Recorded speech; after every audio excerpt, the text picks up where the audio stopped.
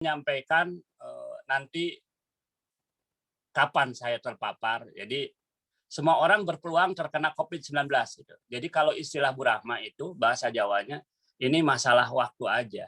Sehingga ketika saya terpapar ini adalah sudah waktunya, wes wayahe gitu istilah Bu Rahma itu.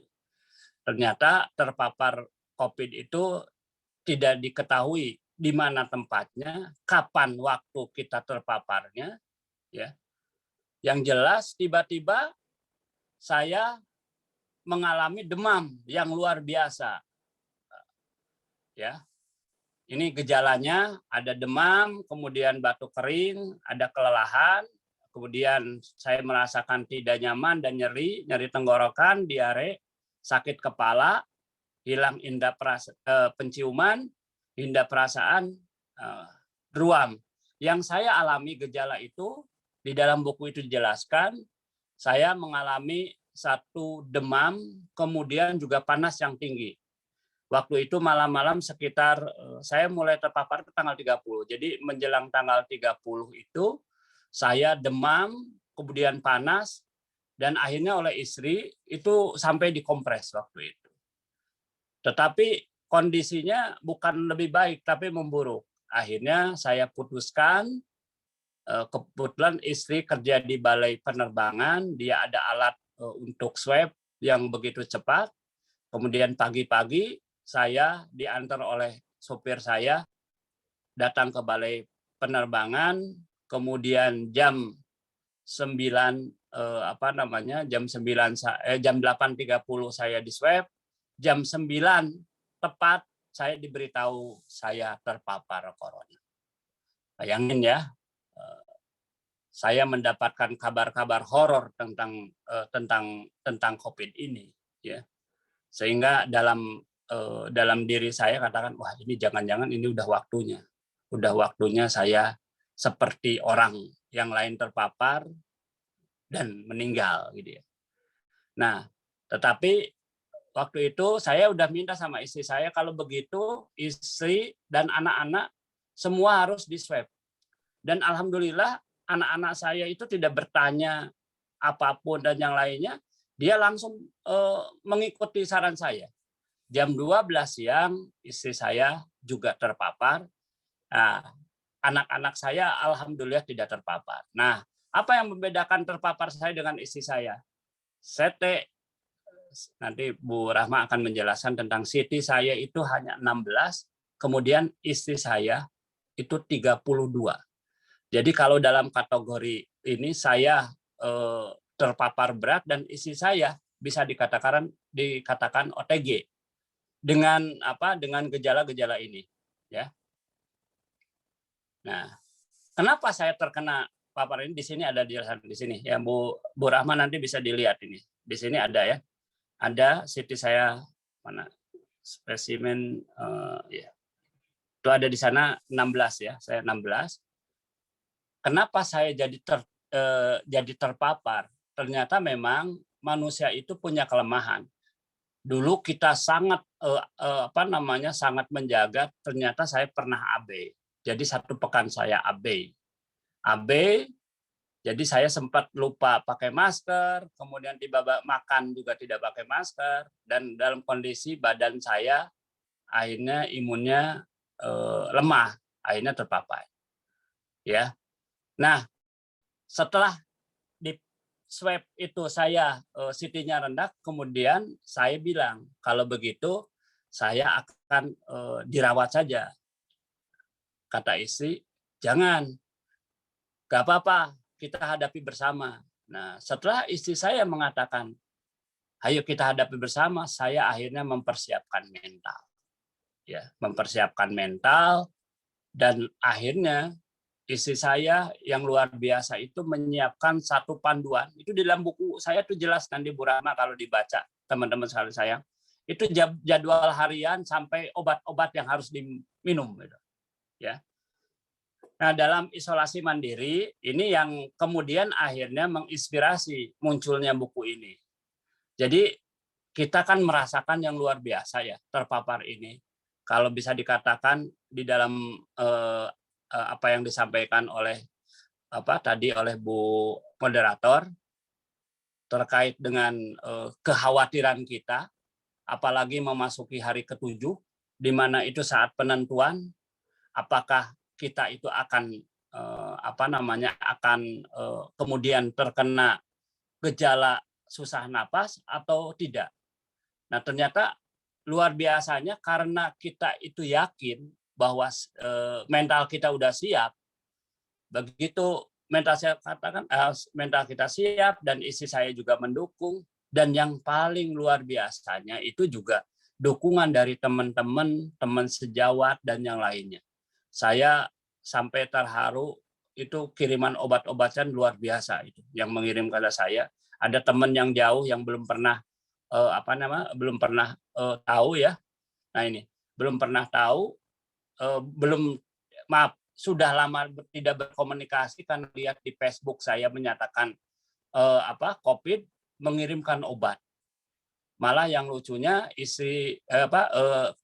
saudara-saudara saya, mereka patungan, kemudian mengutus adik saya membawa makanan satu mobil itu. Nah, inilah yang ada satu kejadian yang menginspirasi munculnya dari jendela rumah. Ceritanya bagaimana? Ya. Saya tidak perlu bicara tentang gejala klinis, biar itu oleh Bu Rahma aja. Tapi saya berbicara hal-hal yang mungkin ini penting dan unik bagi teman-teman. Ya, setelah banjir dukungan, kemudian ada adik saya juga bawa makanan. Nah, ternyata WA sama saya, bisa nggak ketemu? Kan tidak dimungkinkan ketemu. Terus saya bilang, kalau gitu video call aja. Enggak, saya mau ingin lihat. Kita kan juga kebingungan. Alhamdulillah itu di rumah saya itu ada jendela itu di lantai 2 itu ada foto saya tuh. Ada foto saya. Jadi saya akhirnya bisa ketemu dengan adik saya melalui jendela rumah itu. Ya, jadi ada 2 jendela rumah. Dan inilah yang akhirnya juga menjadi media saya bertemu dengan teman-teman yang datang ke rumah membawa makanan, bawa yang lain. Mereka ingin berkomunikasi, disitulah komunikasi terjadi. Dan ketika saya ingin ketemu anak saya, walaupun itu satu rumah, dari jendela itu saya lihat, ya. Jadi itu menjadi bagian melindungi buah hati. Saya selama COVID itu dengan anak-anak saya itu tidak berinteraksi sama sekali. Karena anak saya ada yang di lantai 3, yang satunya lagi di lantai 1, saya di lantai 2. Nah, anak-anak itu lucu ya, lucu-lucu memang. Kalau ingin ketemu dari jendela. Kemudian juga ikut memasakin yang lainnya. Alhamdulillah, ternyata ini menjadi bagian melindungi buah hati saya. Tidak ada satupun anak saya terpapar sampai saya sampai saya sembuh. Ya, ini perjalanan saya sebelum saya terpapar. Saya sangat aktif membuat gerakan Batu Tetangga. Kemudian dengan Polwan saya mengirimkan mengirimkan masker, mengirimkan makanan yang lainnya. Kemudian saya juga pernah diwawancarai OTP membuat disinfektan chamber. Ini keaktifan. Ini satu kegiatan ketika awal-awal COVID terjadi. Itu sekitar bulan Juni, Juli, Agustus. Dan anehnya, saya walaupun aktif kayak gitu, saya sama sekali tidak terpapar. Kenapa? Karena saya peduli dengan diri saya. Saya mempersenjatai diri saya sendiri. Ya. Nah, kemudian akhirnya, nah ini yang paling penting itu pengukuran CT ya Bu Rahma ya. Saya tiap hari di ini, alhamdulillah CT saya selalu 35 ke atas itu. Nah, yang paling penting kalau teman-teman sekalian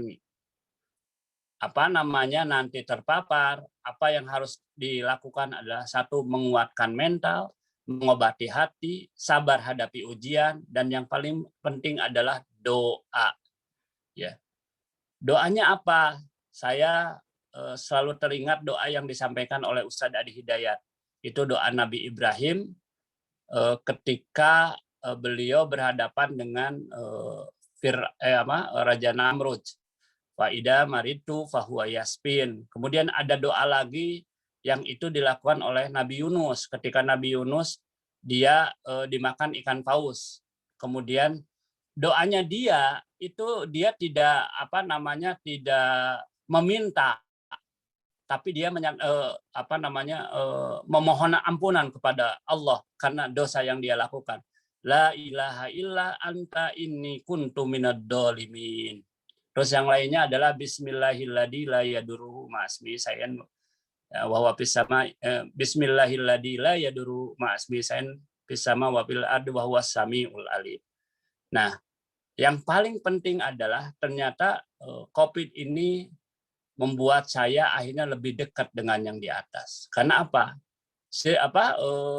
Dulu saya sebelum COVID itu yang namanya tidur itu tidak teratur.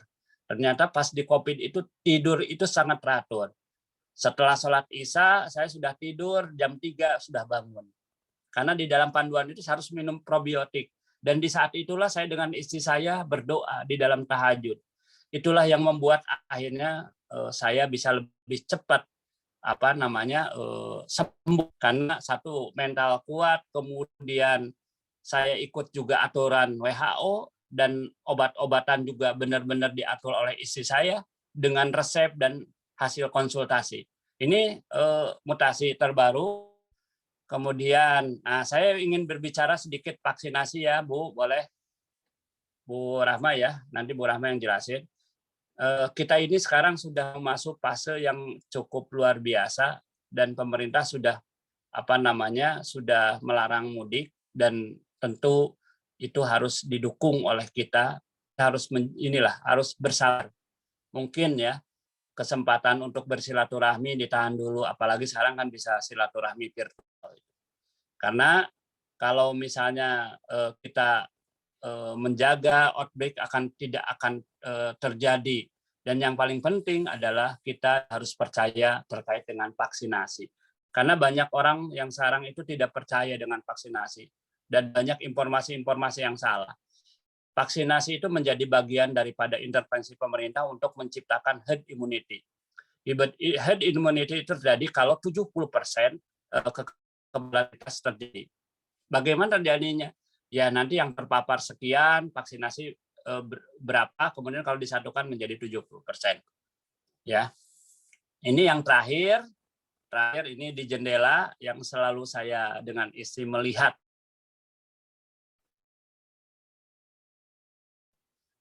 suasana, mungkin bisa dicatat, separuh napas itu adalah doa, karena tanpa doa saya mudah tiada. Separuh napas itu adalah istri, karena tampaknya COVID-19 tak bisa saya lewati. Saya tahu benar peran istri waktu itu. Ada satu kejadian luar biasa ketika seminggu setelah COVID, saya naik, kemudian istri saya turun. Saya dari 16 masih 21, istri saya dari 32 dia turun jadi 21. Ini mungkin Ahmad bisa menjelaskan.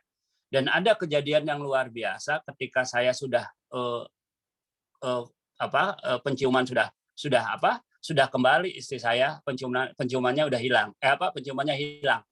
Dan yang paling penting dia merasakan satu gejala sakit kepala yang luar biasa, dan ia akhirnya konsultasi sama temannya untuk membuat satu ramuan, dan alhamdulillah dia juga berbarengan sembuhnya.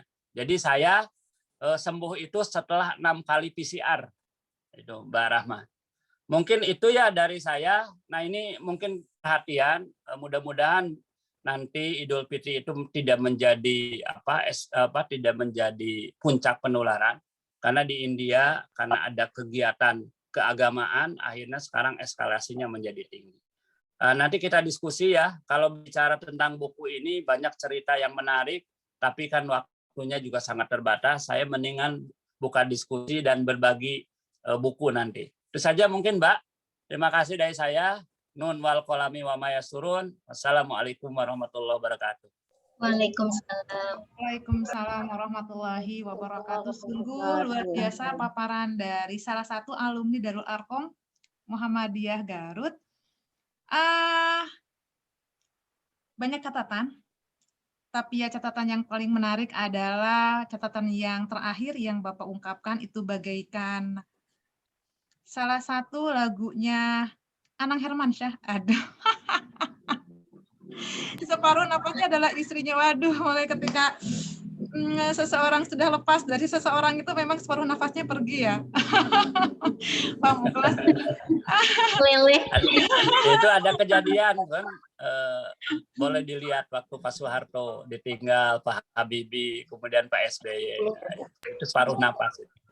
Ah iya, betul. Tahu ibu-ibu lah. Jadi mohon maaf ya para quality jomblower gitu untuk menahan diri untuk statement Bapak untuk yang terakhir ini. Selanjutnya kita lanjutkan kepada Dr. Rahma Wardani. Dr. Rahma Wardani seorang dokter kader Nasyah yang konsen sangat luar biasa ini perannya khususnya di Nasyah Purwakarta. Kita akan dengarkan bersama bagaimana bahasan Dr. Rahma mengenai salah satunya isi buku yang ditulis oleh Bapak Muklas Rawi waktu. Tapi by the way, Bu Rahma udah baca buku saya belum? Udah dikirim, jangan belum dikirim. Oh itu Pak, dia iktikaf semalam kalau tidak salah. Bu Rahma gitu. sudah ini Pak, beliau nanti dapat Pak. Ada e-booknya. Oh ada e-booknya. Oke. Baik, kita akan dengarkan bersama bahasan dari Dr. Rahma Wardani. Satunya mungkin isi dari buku yang ditulis oleh Bapak Muklas Rawi kepada para partisipan kader Nasyah. Ada 5 giveaway yang bisa nanti dimiliki oleh rekan-rekan semua. Disilakan untuk kemudian aktif merespon ataupun bertanya.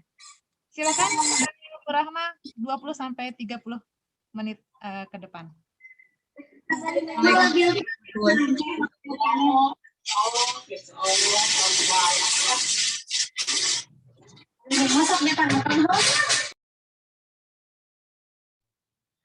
Assalamualaikum warahmatullahi wabarakatuh.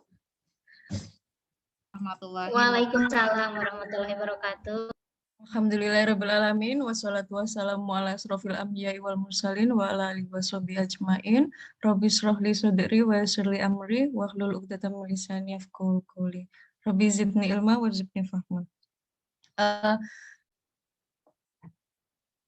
Alhamdulillah saya bisa ketemu teman sebaya di sini gitu ya, seneng sekali rasanya gitu kan. Biasanya kumpulnya sama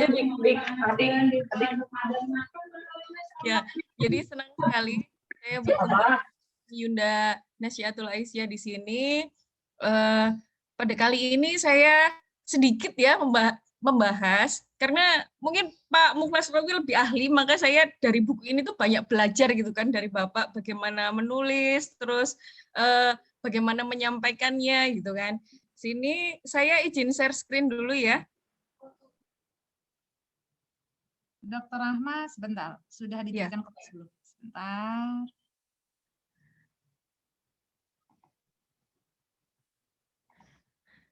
Jadi pada buku ini tuh saya ngerasa disemangati gitu ya, karena memang belum ada track record untuk menulis seperti Bapak gitu ya, paling nulis tugas aja gitu kan, ngerjakan tugas seperti itu. Jadi di sini ada semangat untuk menulis itu ada gitu kan. Sini ya, saya akan share screen. Sudah masuk? Sudah, Bu Dokter? Oke. Ya, di sini yang pertama saya akan membahas tentang bukunya ya. Jadi saya akan meresensi bagaimana bukunya dan kemudian yang sedikit tentang isinya gitu ya. Intinya porsinya sedikit karena waktunya memang sedikit sekali. Di sini pertama kita melihat tampilannya ya dari covernya gitu. Di mana ada sebuah kiasan gitu ya, jangan menilai buku dari sampulnya gitu ya. Pernah kan dengar seperti itu?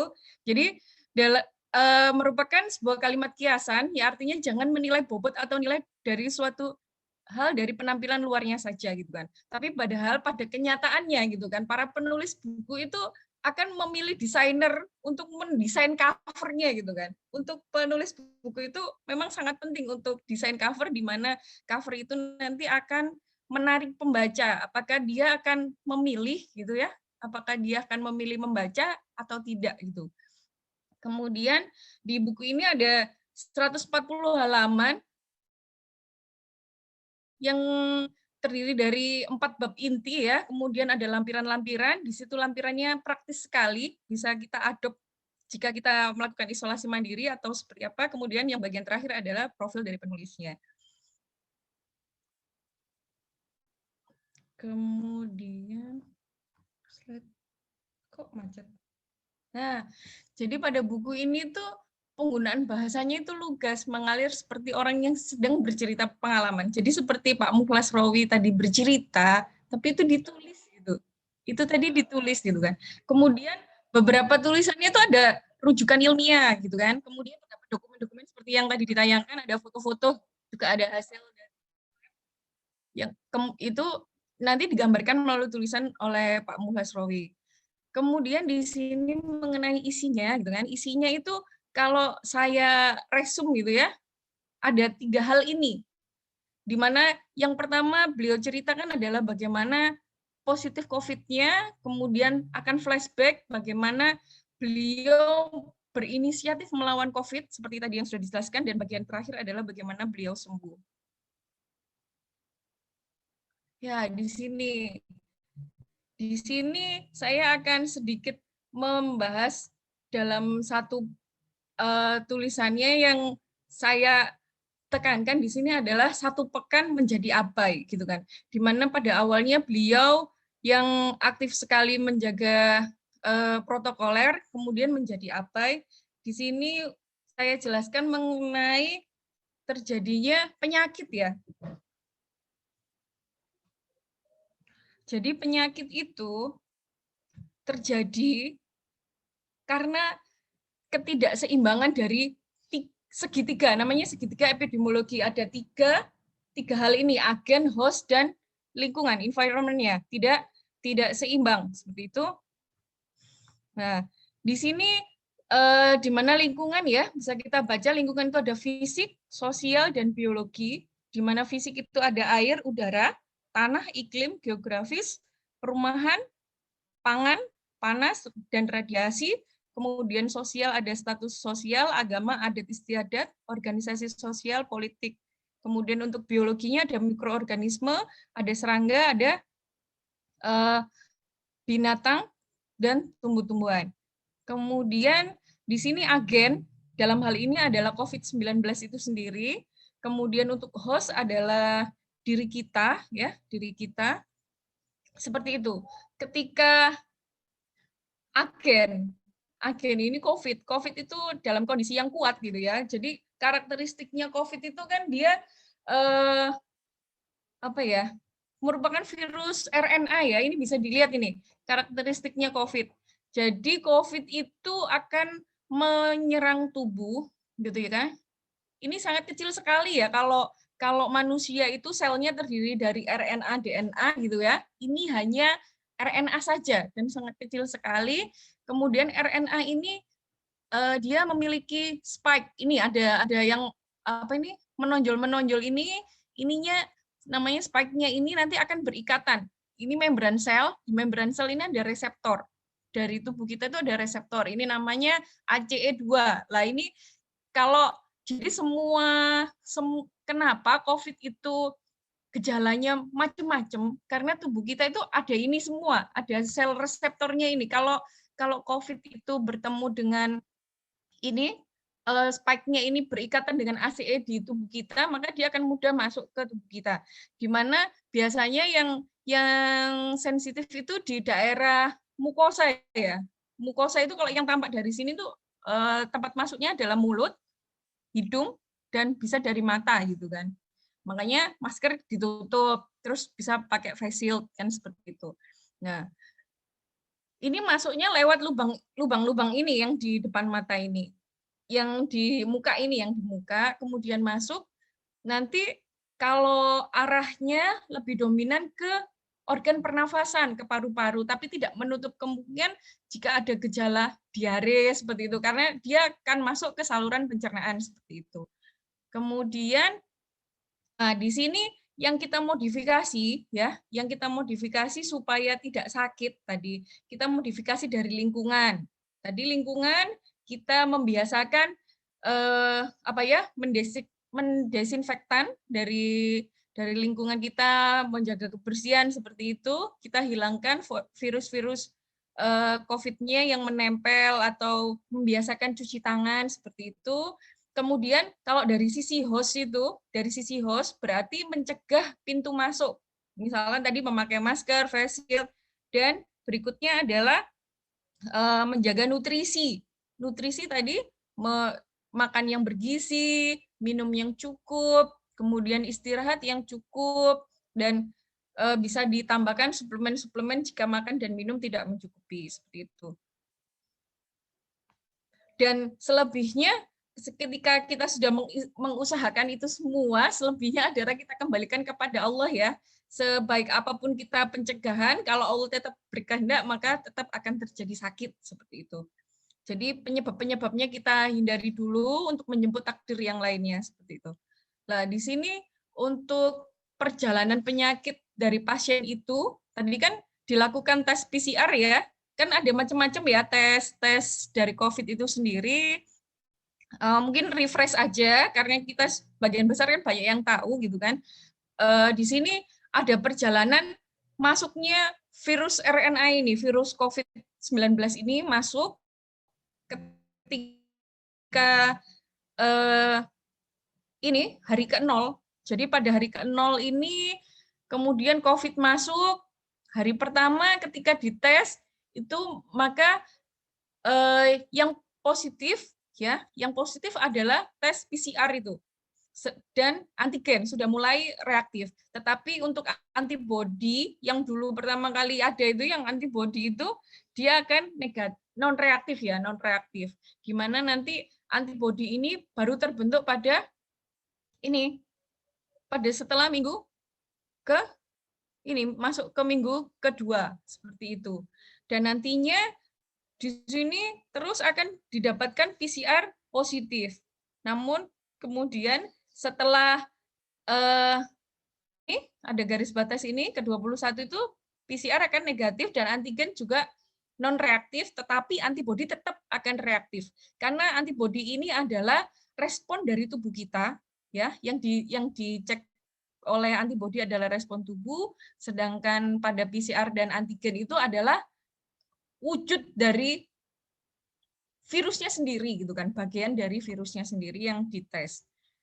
Kemudian selanjutnya ini yang menarik dari tulisan Pak Mukhlas Rawi itu adalah saat memutuskan isolasi mandiri. Ini menarik sekali bagi saya. Di sini adalah suatu kerjasama tim yang baik ya dalam keluarga gitu kan, di mana ternyata istri dokter itu ada manfaatnya gitu ya. Tapi yang menjadi catatan ya, ini catatan fakta yang saya heran juga saat membaca ini gitu ya. Biasanya kalau keluarganya dokter gitu ya, orang terdekatnya dokter, katakan istrinya atau anaknya dokter itu biasanya nggak nurut gitu kan. Tapi ini nurut, hebat berarti pasiennya ini, hebat sekali. Itu fenomena langka sih sebenarnya. Karena memang kebiasaannya itu nggak akan apa ya, mungkin karena sugestinya kurang gitu kan, karena orangnya terlalu dekat, terlalu intens bertemu, maka nggak masuk, mensuges pasien orang terdekat itu nggak masuk gitu. Tapi pada saat ini tuh, pada cerita ini tuh pasiennya nurut gitu kan, alhamdulillah gitu, berarti kan bersyukur sekali gitu kan. Dengan keberadaan istri dokter itu sangat membantu sekali. Nah, di sini berbicara nilai CT ya, tadi kan di PCR keluar angka 1634 gitu kan pada awalnya. Jadi CT, nilai CT ini dari hasil PCR itu menandakan jumlah dari virus. Jadi berbanding terbalik gitu nilainya. Kalau CT-nya kecil berarti jumlah virusnya besar, banyak. Kalau jumlah virusnya sedikit maka CT-nya besar. Itu maksudnya nilai CT itu seperti itu. Dan di sini cut off point-nya menentukan normal atau tidaknya tergantung ya, tergantung lab-nya ambil standar mana gitu kan. Sedangkan kalau di Indonesia itu CT-nya yang negatif itu kalau di atas 30. Ya, ini berarti 34 ini sangat dekat dengan 30 seperti itu. Bahkan ada yang 35 ini masih dinyatakan tidak positif gitu kan. Seperti itu. Jadi memang ini ringan sekali dan pada awalnya tidak menunjukkan gejala kan istrinya. Kemudian suami 16 sudah masuk positif, kemudian memilih isolasi mandiri. Ini yang jadi pertimbangan kalau pada awal perkembangan COVID itu biasanya isolasi mandiri pada pasien yang bergejala itu mesti tidak diperbolehkan gitu kan. Tapi pada saat ini seiring berkembangnya COVID, maka isolasi mandiri selama tidak ada hal-hal yang darurat, yang gawat, yang memerlukan pertolongan misalkan ventilator atau alat bantu yang lain, maka diperkenankan untuk isolasi mandiri. Gitu kan. Kemudian ini yang menarik ketika membaca ini adalah saya teringat kisahnya Nabi Ayub. Kisahnya Nabi Ayub ya. Nabi Ayub itu kan sakit ya. Ya sebenarnya awalnya kan Nabi Ayub itu orang yang sehat, kaya raya, makmur lah kalau duniawi gitu, wes sukses banget gitu kan, sukses banget. Tapi setan itu bilang sama Allah, jangan-jangan itu Nabi Ayub itu hanya dalam kondisi yang baik saja, dia beriman kepada Engkau ya Allah gitu kan. Kemudian Allah memberikan cobaan, ya ternyata anaknya hartanya hilang, anak-anaknya banyak yang meninggal, kemudian ditimpa sakit gitu ya, sakitnya nggak kira-kira gitu kan, sampai ada belatung, baunya nggak karu-karuan, orang pada menghindar, seperti itu kan parah banget gitu ya. Mungkin kalau kondisi COVID ini untuk orang yang tidak paham gitu, oh COVID itu menular, aku nggak mau deket-deket kan, seperti itu. Atau bahkan keluarga juga ada yang menjauhi gitu kan, bisa jadi seperti itu gitu kan. Pada awalnya kan belum sadar dia akan bertindak seperti itu yang sama. Nah pada kisah Nabi Ayub ini istrinya itu tetap mendampingi dengan sabarnya merawat Nabi Ayub hingga suatu ketika tetap setan itu nggak terima gitu kan. Wah ternyata Nabi Ayub itu tetap aja beribadah sama Allah meskipun dalam kondisi yang sudah terpuruk gitu kan. Nah akhirnya istrinya yang digoda sama setan. Ya akhirnya karena istrinya tadi tergoda oleh setan, menyampaikan ke Nabi Ayubnya jengkel kan, akhirnya pada akhir kisah Nabi Ayub berjanji kepada Allah untuk memukul istrinya gitu, karena istrinya menuruti perintahnya setan gitu kan. Kemudian sudah ditunaikan dan istrinya tetap menemani Nabi Ayub sampai Nabi Ayub sembuh seperti itu. Dan semua kejadian ini ya, kejadian sakit ini bagi seorang muslim itu ya, kalau bagi seorang muslim, saya teringat hadis yang di bawah ini. Jadi sungguh menakjubkan urusan seorang mukmin. Sungguh semua urusannya adalah baik. Yang demikian itu tidak dimiliki oleh siapapun kecuali oleh orang mukmin, yaitu jika ia mendapatkan kegembiraan, ia bersyukur, dan itu suatu kebaikan baginya. Dan jika ia mendapat kesusahan, ia bersabar, dan itu pun suatu kebaikan baginya. Itu ya. Jadi kena COVID ataupun nggak kena COVID, bagi seorang mukmin itu semuanya baik gitu kan. Kalau kena COVID, maka kita harus bersabar. Kalau nggak kena COVID, maka kita bersyukur seperti itu. Kemudian di sini untuk mengenai protap isolasi mandiri ya, ini bisa dibaca bareng-bareng. Ketutupan. Nah, ini bisa dibaca bareng-bareng nih protokol COVID-nya.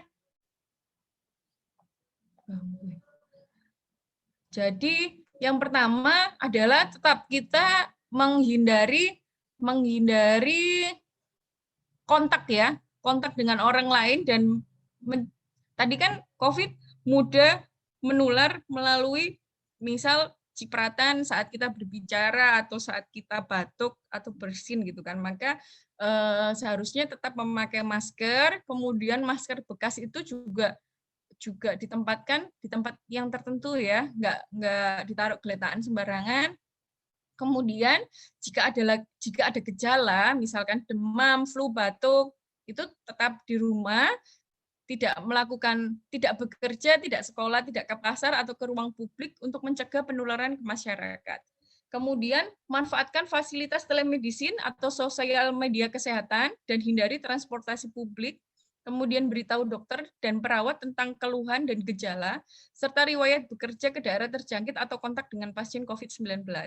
Kemudian selama di rumah, bisa bekerja di rumah, gunakan kamar terpisah dari anggota keluarga lainnya dan jaga jarak 1 meter dari anggota keluarga. Namun yang jadi catatan ketika bekerja di rumah, dilihat kondisinya, apakah sakit gejala yang kita derita itu parah atau tidak. Kalau memang tidak memungkinkan untuk bekerja karena memang untuk pemulihan butuh banyak istirahat seperti itu ya. Kemudian tentukan pengecekan suhu harian, amati batuk dan sesak nafas, hindari pemakaian bersama peralatan makan dan mandi dan tempat tidur. Jadi ini tujuannya pengecekan harian itu kita waspada terhadap kegawatan. Misalkan tiba-tiba terjadi sesak gitu kan. Nah, kalau udah sesak banget kan nggak bisa tetap berada di rumah, maka harus mencari pertolongan ke fasilitas kesehatan. Seperti itu maksudnya untuk pengecekan ini. Kemudian terapkan perilaku hidup sehat dan bersih, kemudian konsumsi makanan bergizi, mencuci tangan dengan sabun dan air mengalir, dan lakukan etika batuk dan bersin. Nah, di sini yang saya garis bawahi adalah tentang makanan bergizi, ya. Jadi banyak apapun obat ataupun vitamin yang kita minum, tapi kalau nggak mau makan, tetap aja obat itu tidak ada media untuk mengantarkan ke sel-sel gitu ya, untuk membunuh dari untuk di metabolisme di dalam tubuh. Makanya dengan adanya makanan ini ada energi dan ada zat pengantar itu semua. Ya jadi protein dan lemak itu tetap harus diasup dengan baik. Kemudian jaga kebersihan dan kesehatan rumah dengan cairan desinfektan. Kemudian selalu berada di ruang terbuka dan berjemur di bawah sinar matahari setiap pagi 15-30 menit. Jadi di sini kondisi tempat isolasi mandiri, rumah utamanya ya, itu harus memenuhi standar lah. Kalau rumahnya sempit, terus nggak ada cahaya, ventilasi nggak ada, maka lebih baik isolasinya nggak di rumah seperti itu. Kemudian hubungi segera fasilitas pelayanan kesehatan jika sakit berlanjut seperti sesak nafas, demam tinggi untuk mendapatkan perawatan lebih lanjut seperti itu. Jadi jangan diam saja sebelum terlambat. Dan juga jangan panik gitu kan. Jangan terlalu panik gitu. Kemudian di sini ada tadi kan dioksimetri ya yang di jari jempol itu. Nah, di sini nih ada nilai normalnya nih. Jadi oksimetri ini yang buat jepit kayak jepitan yang ada di jari itu tujuannya untuk menilai ini ya, dia terjadi hipoksia apa tidak. Jadi jaringannya itu kekurangan oksigen atau tidak. Karena memang pada kelainan di paru bisa terjadi hipoksia, kekurangan oksigen. Jadi kondisi kurangnya pasokan oksigen bagi tubuh untuk menjalankan fungsi normalnya. Di sini ya diinget-inget aja 95 gitu, angka 95 gitu. Kalau sudah di bawah 95 warning. Tapi perlu dipastikan juga apakah naruhnya ininya benar apa tidak gitu kan. Kemudian mana? Ya. Ini. Jadi di 2 sini menit lagi, Dok, mungkin oh bisa? iya. Ya, oke. Jadi di sini ada dukungan dari family ya, dari keluarga, di mana ada anak-anak gitu kan. Saya senang sekali bacanya gitu, wah ternyata anaknya baik sekali, membantu orang tuanya menyiapkan makanan, nawarin kayak berbesmili gitu bacanya saya. Wah, luar biasa, Masya Allah gitu kan, punya anak yang menyenangkan seperti itu kan. Kemudian juga menyenangkan sekali, ada istri yang nemani, tadi kan disampaikan juga kan, seperti itu. Jadi memang jadi istri itu memang ridhonya suami lah yang dicari seperti itu. Jadi di sini ada nih suatu hadis bahwa Rasulullah SAW bersabda, jika seorang wanita selalu menjaga sholat 5 waktu, juga berpuasa sebulan di bulan Ramadan, serta betul-betul menjaga kemaluannya dari perbuatan zina dan benar-benar taat pada suaminya, maka silakan.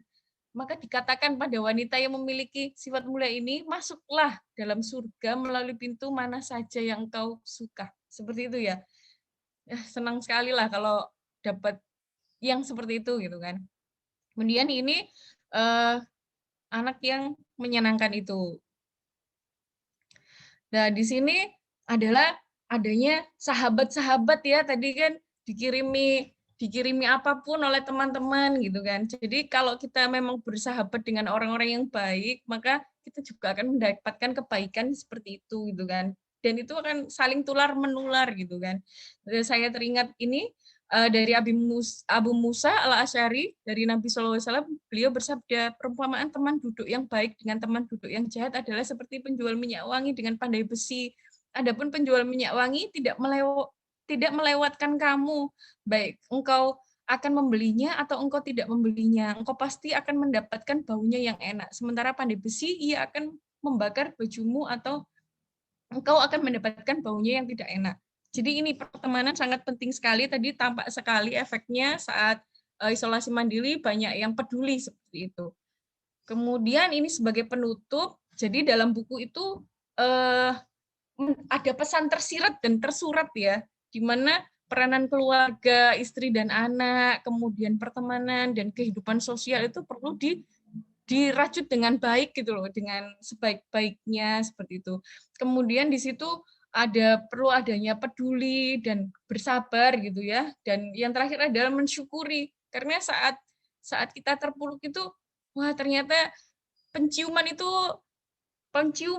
ya, indera penciuman, indera perasa itu sangat nikmat yang luar biasa sekali. Kalau kita makan nggak ada rasanya, itu rasanya nggak enak banget gitu kan, nggak pengen makan rasanya.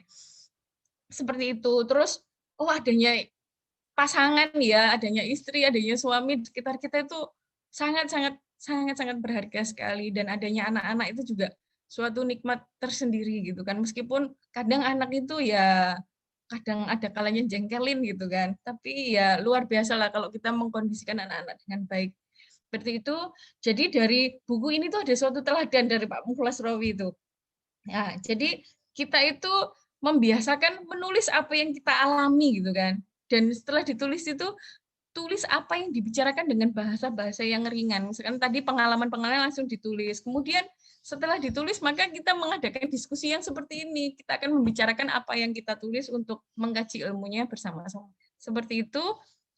Ya, jazakumullahu khairan atas perhatiannya, gitu ya. Semoga ilmunya jadi amalia dan amalnya jadi ilmiah. Assalamualaikum warahmatullahi wabarakatuh.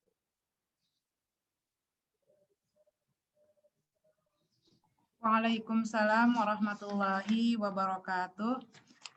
Terima kasih kepada dua narasumber kita yang luar biasa di sore hari ini. Hal yang digarisbawahi dari dua narasumber ini adalah dukungan dari orang-orang terdekat itu merupakan sebuah anugerah yang luar biasa yang Allah kirimkan kepada kita, apalagi di saat kita memang sedang dalam fase diuji, dicoba, ataupun terkena musibah yang sifatnya bagi diri kita mungkin diterimanya sebagai hal negatif, namun seperti apa yang Bu Dr. Rahma ungkapkan tadi, bagi seorang muslim itu, apapun yang datang dari Allah Subhanahu wa Ta'ala, hakikatnya adalah baik. Baik, sudah ada 5 pertanyaan yang muncul di chat. Saya akan bacakan satu persatu. Ada 5 penanya dengan 2 penanya dengan pertanyaan yang hampir sama, dibacakan saja. Yang pertama yaitu dari Tehani Hanifah, PDNA Garut. Beliau menanyakan bagaimana membangkitkan kembali semangat pasien yang terpapar, karena pasien sering drop duluan ketika terpapar, sehingga imunnya berkurang. Itu pertanyaan yang pertama. Kemudian pertanyaan yang kedua dari Teh Nailul Fauziah, Nasyiah dari Bogor. Beliau bertanya bagaimana memberikan pengertian kepada pasien yang memiliki gejala COVID, tapi takut untuk memeriksakan diri ke dokter karena khawatir di-COVID-kan, begitu. Dan takut untuk dirawat di rumah sakit. karena mungkin ada kesan kalau misalkan dirawat di rumah sakit itu terkesan lebih menakutkan dan membuatnya parno. Itu pertanyaan yang kedua. Pertanyaan yang ketiga datang dari Teh Neni Nurrahman, Nasyiah dari Kabupaten Tasikmalaya. Beliau menanyakan, setelah vaksin, apa dampak untuk reaksi tubuh pada COVID, mengingat katanya dalam tanda kutip, meskipun sudah divaksin tetap harus waspada. Kapan hasil vaksin bereaksi? Kapan hasil vaksin bereaksi baik pada tubuh? Terima kasih. Dan ini pun hampir sama dengan pertanyaannya Teh Nur Intan Syakbaniyah, Nasyiah Garut, yang menanyakan sejauh mana keamanan tubuh kita terhindar dari COVID setelah divaksin. Itu. Kemudian, pertanyaan dari Teh Riyatun, Nasyiah Kota Bandung. Bagaimana tips kita agar selalu disabarkan ketika salah satu anggota keluarga itu sakit? Karena jika ada salah satu anggota keluarga yang sakit, misalkan anak sakit, kita selalu merasa bersalah, yang akhirnya menjelma emosi yang sering tersulut menjadi marah begitu. Bukannya sabar, tapi malah marah karena mungkin rasa berdosa. Nah, seperti itu. Yang terakhir dari Teh Maria Elita, Nasyiah dari Indramayu, masker seperti apa yang baik buat kita pakai, dan berapa jam menggunakan masker tersebut? Disilahkan mungkin bisa dibagi antara Pak Muklas dan Ibu Dr. Rahma. Ini pertanyaannya banyak ke Bu Rahma ini, karena terkait dengan masalah medis. Tapi yang jelas, saya ingin sampaikan kepada teman-teman, saya ketika istri saya mengatakan bahwa ayo kita hidup bersama, dalam pikiran saya, istri saya dokter, jadi dia tahu apa yang harus dilakukan. Dan itu saya trust dengan itu. Jadi kalau tadi Bu Rahma mengatakan agak aneh ya, biasanya suami agak bandel sama istri. Tapi kalau saya tuh begitu yakin, karena gini, saya selalu kalau sakit, tentu pasti saya minta istri yang menyiapkan itu.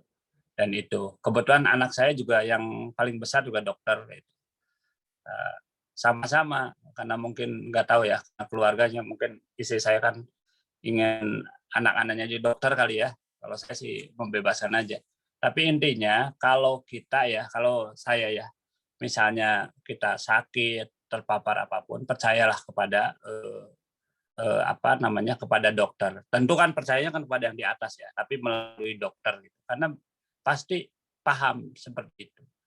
Jadi Bu Dokter, jadi pengalaman saya benar-benar bagaimana ketika misalnya saya mengalami kondisi batuk yang luar biasa, dan istri saya itu langsung membuat membuat resep dan langsung nyuruh anak saya harus beli sekarang ini.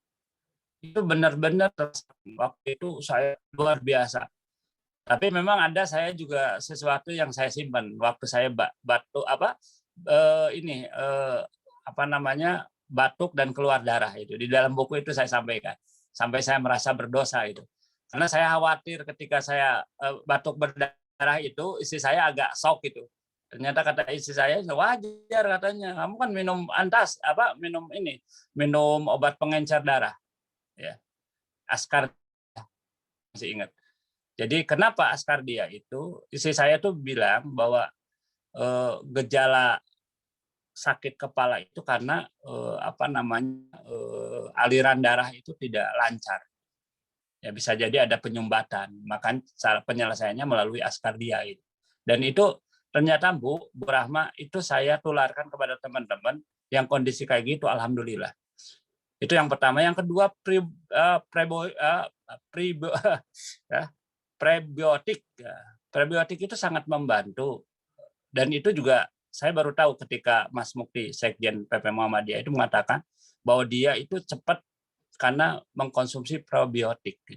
Dan itu saya memang rasakan. Nah, yang terakhir masalah mental tadi, bagi saya ini adalah ujian kesabaran. Betul kata Bu Dokter tadi. Jadi saya lihat Bu Dokter itu sudah punya kapasitas untuk meresensi buku. Nah, jadi saya lihat luar biasa gitu. Buku saya dikuliti ya, saya juga senang juga sekali. Tapi yang jelas buku ini saya buat itu sebetulnya karena saya tidak ingin teman-teman yang lainnya itu ketika terpapar itu tidak punya pegangan, itu aja. Jadi nanti penanya yang 5 dan Bu Dokter serta moderator nanti saya kirim bukunya. Minta alamatnya ya. Itu saja mungkin dari saya. Terima kasih. Dan ditanda tangan kan? Oh, iya, saya tanda tangan. Asal dikirim nama-namanya saya tanda tangan. Terima Terima kasih Pak. Subhanallah, terima kasih Pak Muklas. Jazakallah khairan katsiran. Nuhun. Pasti Disilakan. moderator minta, Da. Itu mah jelas Sudah udah moderator dikasih. Kalau ketuanya kan udah usah dikasih, udah dikirim kan? itu mah dijawab. Baik, disilakan Bu Dr. Rahma untuk merespon beberapa pertanyaan yang terkait dengan medis. Banyak sekali ya, banyak sekali pertanyaannya. Aduh, dari mana nih? Semangat yang terpapar. Ya, jadi gini, balik ini dulu ya, yang vaksin ya, yang vaksin. Jadi vaksin atau imunisasi itu sama ya seperti vaksin-vaksin yang biasanya pada anak-anak kecil itu loh. Nah, jadi gini, saya ibaratkan, ketika kita ke hutan gitu ya, jadi kita anggap ini suatu dunia yang liar gitu ya, liar. Jadi kita anggap virus-virus itu yang langsung datang ke kita itu adalah virus yang liar gitu kan. Tapi pada proses vaksin ini, tubuh kita itu dilatih untuk saat nanti ketika ketemu virus yang liar gitu kan, kita bisa menghadapinya gitu kan. Jadi kita dikasih latihan dengan divaksin itu gitu kan, dengan divaksin. Nah, ketika sudah dimasukkan vaksin, maka tubuh kita akan merespon karena vaksin tadi bukan virus yang liar, bukan virus yang ganas gitu kan, hanya bisa merupakan virus yang dilemahkan atau mungkin misalkan bakteri atau partikelnya sedikit yang dimasukkan, seperti itu kan macam-macam tergantung apa bahan yang dibuat untuk vaksin itu. Nah, di situ tubuh kita akan merespon dari hasil suntikan vaksin tadi. Namanya nanti akan terbentuk antibodi gitu kan.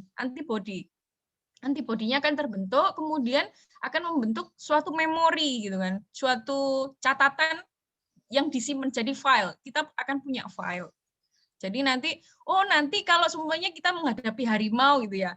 Harimau itu takut sama api gitu. Ya itu dilatih seperti itu gitu kan. Jadi nanti ketika COVID yang sebenarnya itu datang ya, yang liar tadi menginfeksi, kita bisa sakit, bisa gitu kan. Tapi sakitnya nggak parah gitu kan. Sakitnya nggak parah seperti itu. Jadi vaksin itu seperti itu kerjanya.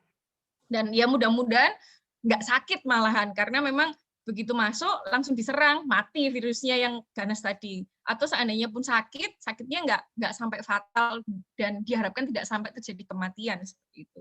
Itu untuk vaksin. Kemudian untuk membangkitkan semangat pasien yang terpapar, ya tadi ya kalau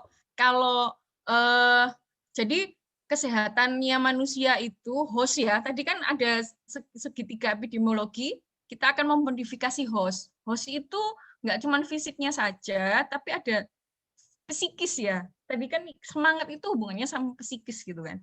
Dan itu harus terlatih dan harus sering-sering. Misalkan kalau kita sering mendapatkan input motivasi, misalkan sering dengar pengajian bahwa Allah itu tidak akan meninggalkan hambanya, tidak akan memberikan beban yang berat, seperti itu.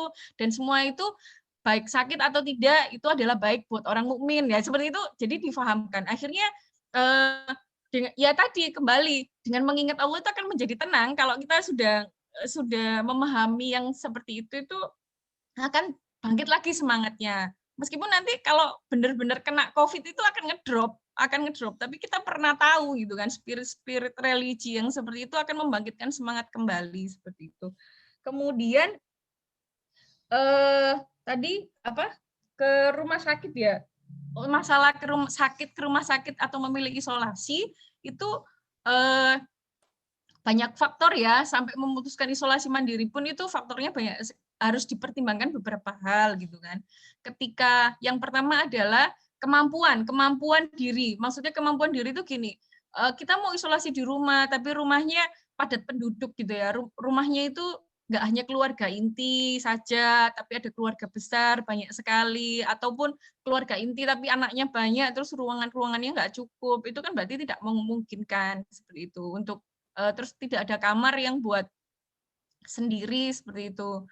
Kemudian atau ini dia sendirian, nggak ada yang bantuin apa-apa, nggak ada yang melayani, misalkan yang menyediakan makanan, yang pastinya orang isolasi itu nggak mungkin diem aja, mesti butuh makan dan minum gitu kan. Kalau nggak ada yang melayani itu semua juga bingung mau isolasi mandiri seperti apa seperti itu. Jadi harus sistemnya ada gitu kan seperti itu.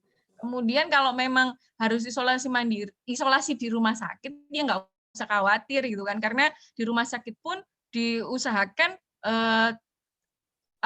protokoler gitu kan, tidak terjadi penularan seperti itu, ada disinfektan, ada pencegahan terhadap infeksi itu ada di rumah sakit seperti itu.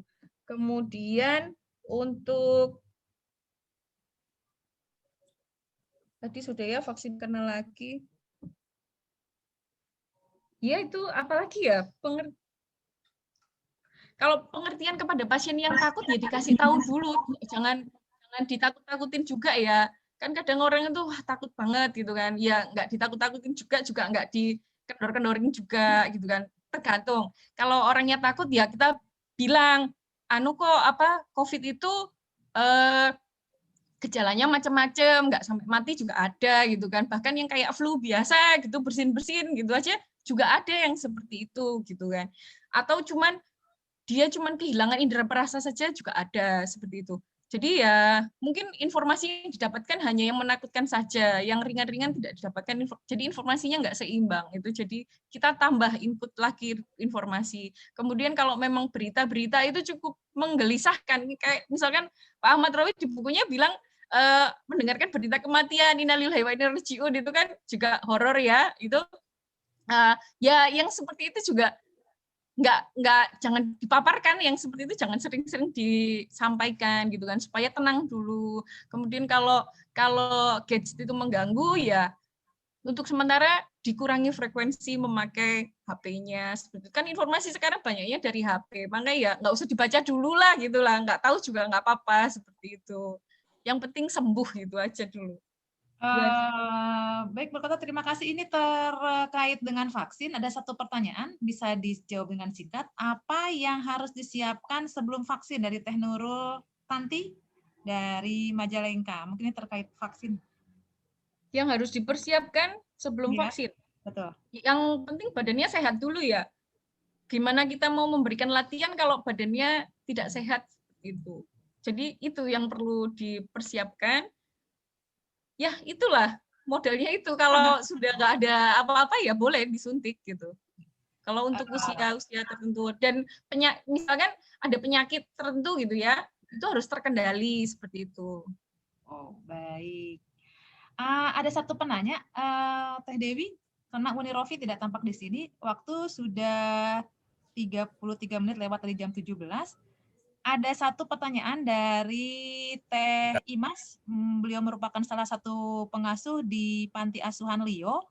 Bagaimana untuk untuk bisa melalui hari-hari bersama anak-anak di panti, karena kondisi panti itu kan mungkin seperti kita ketahui itu satu ruangan ada berapa anak, dihuni oleh berapa anak.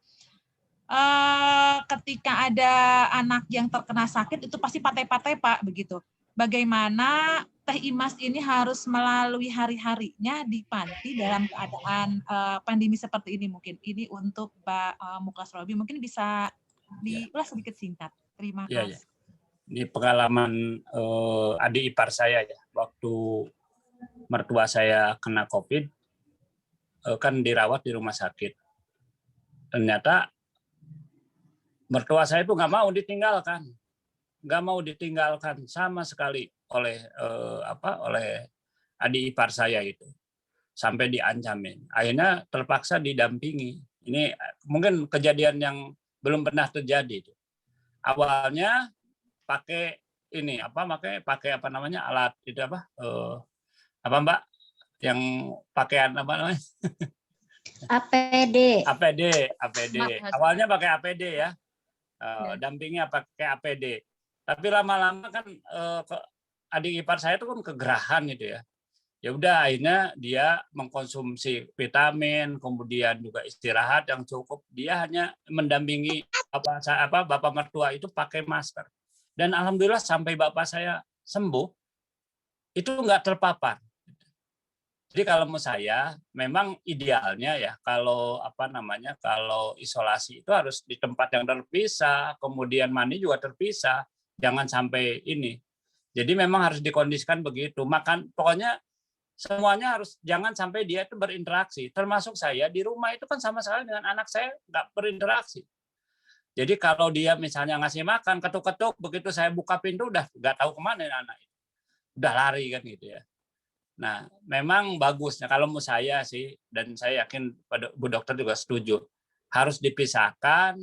Kalau bisa ya ibu juga harus menjaga menjaga imun, istirahat, minum asupan makanan yang cukup, minum vitamin itu. Insya Allah. Karena kita juga sekarang berpikir juga dengan kondisi sempat kemarin kan ketika rumah sakit penuh kan tidak dimungkinkan. Nah, selama mungkin gejalanya masih bisa ringan, apalagi anak-anak, ya udah dipisahkan, kemudian dikasih asupan makanan yang lainnya, terus nanti di PCR. Selama kalau PCR-nya CT-nya sudah 30, sebetulnya kalau Bu Dokter itu kan tinggal bangkai ya, betul nggak? Banyak kan kalau udah posisinya CT-nya di atas 30 udah bangkai ya Bu ya.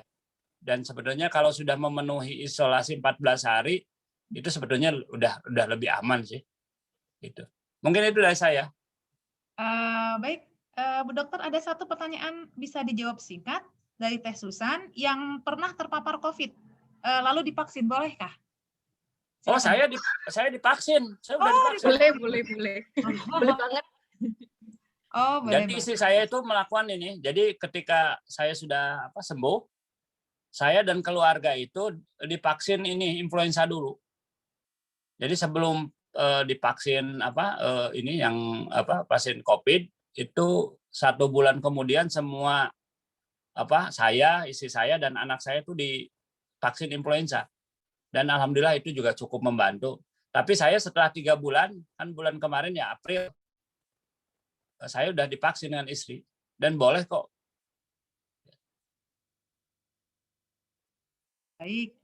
Mas, sepertinya memang jika masih banyak waktu yang kita punyai, ini akan banyak menggali selain dari isi buku ataupun dari insight yang lain, terutama dari sisi medis yang dibawakan oleh Dr. Rahma. Namun waktu sendiri kemudian yang membatasi kita di perjumpaan sore hari ini. Sebelum ditutup, closing statement baik dari dua narasumber, silakan Pak Muklas dengan Ibu Dr. Rahma. Pak Muklas terlebih dahulu. Ya kalau saya berharap ya NA juga menjadi pelopor untuk pencegahan COVID ini melalui diskusi ini jadi bagus ya. Karena terus terang aja kemarin saya juga agak sedikit mengkritik kepada pemuda. Ya kalau bisa sekali-kali lah bicara COVID. Ternyata alhamdulillah kemarin semangat juga itu dan antusias juga ternyata dari yang lainnya. Jadi kalau NA sekarang misalnya melakukan literasi COVID ini menjadi bagus. Apalagi saya lihat Bu Rahma itu kan kompeten juga dan paham terhadap ini dan barangkali mungkin bisa kita adakan lagi setelah Ramadan tapi yang sifatnya umum. Ini kan untuk berbagi kan, beramal jariah lah. Subhanallah. Ini penting gitu. Ya. Itu saja mungkin dan jangan lupa yang nanti tadi yang tanya dan pembicara serta moderator nanti minta alamatnya dan saya akan kirim bukunya. Baik. Terima kasih. Disilakan Ibu Dr. Rahma untuk closing statement.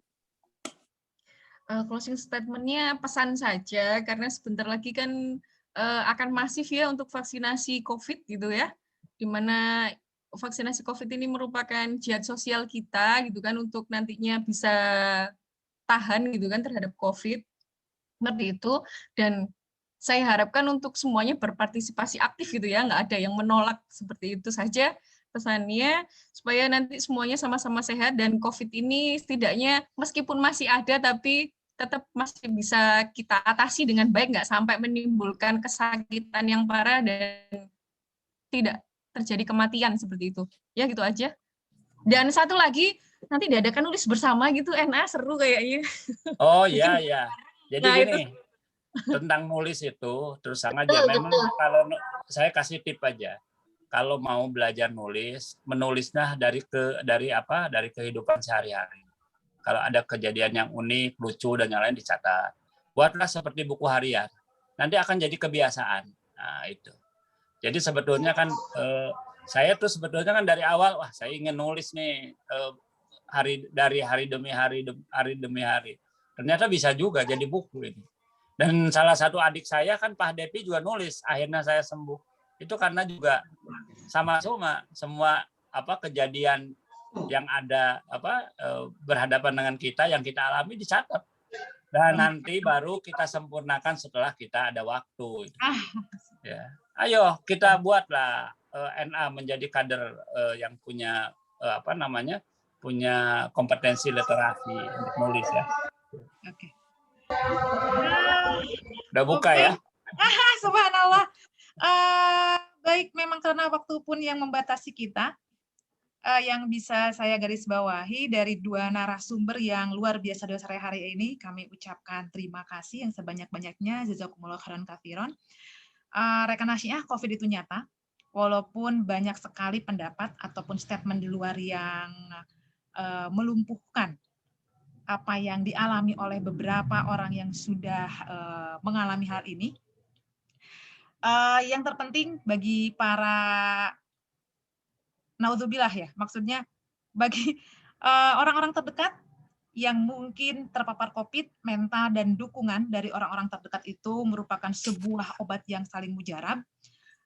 Kekuatan mental, keteguhan hati, sabar menghadapi ujian, kemudian terus melantunkan doa mendekatkan diri kepada Allah, menarik kekuatan langit kita di antara ruku dan sujud kita merupakan sebuah upaya spiritual yang itu tidak bisa dinafikan, akan menjadi sebuah kekuatan kesembuhan bagi teman-teman kita, orang-orang terdekat kita yang terpapar COVID. Berhubung di Singapura sudah adzan maghrib, mohon maaf tidak bisa membacakan seluruh apa yang catatan-catatan penting yang sudah saya susun di sini. Mudah-mudahan teman-teman semua kemudian mendapatkan energi positif dari pertemuan kita di sore hari ini. Yang penting untuk berliterasi itu mulailah dari hal-hal yang sederhana, perjalanan harian kita yang mungkin bagi kita sederhana tapi bisa jadi istimewa, ternyata sebuah jendela, bisa berbuah inspirasi bagi kita semua. Saya Ade Kartini, moderator pada sore hari ini. Mohon maaf atas segala kekurangan dan kesalahannya. Undur diri. Albirrumani taqwa. Wassalamualaikum warahmatullahi wabarakatuh. Kami kembalikan kepada Koni Rofi. Itu sudah bisa berpuisi, tinggal ditulis. Waalaikumsalam. Luar biasa. Aduh, Pak Muklas terima kasih atas perkenannya ya. Koni Rofi, ditutup saja langsung. Dr. Rahman nuhun sudah berkenan hadir. Atur nuhun pada rekan Asyiah yang lain. Sama-sama, Jakarta udah buka ya. Iya, selamat berbuka semuanya. Selamat berbuka bagi yang masih bisa, saya akan berusaha untuk screenshot. Oh iya. Atur nuhun, permila kabeh ti payun ya. Assalamualaikum warahmatullahi wabarakatuh. Bagi yang 5 orang itu, Dayana. Ya, nanti siapa? Oke, nanti di Japri saja teh. Siap. Oke, karena berhubung ini sudah maghrib, nanti kita lewat Japri saja. Begitu, hatur nuhun, selamat berbuka. Hatur nuhun semuanya. Assalamualaikum. Terima kasih Dr. Rahma, terima kasih semuanya. TEN, subhanallah, hatur nuhun TEN. TEN, sadayana nuhun pisan. Ermina sadayana hatur nuhun. Mangga di close, nuhun. Mangga. Saya N meeting ya. Iya. Bismillahirrahmanirrahim. Assalamualaikum. Waalaikumsalam. Waalaikumsalam.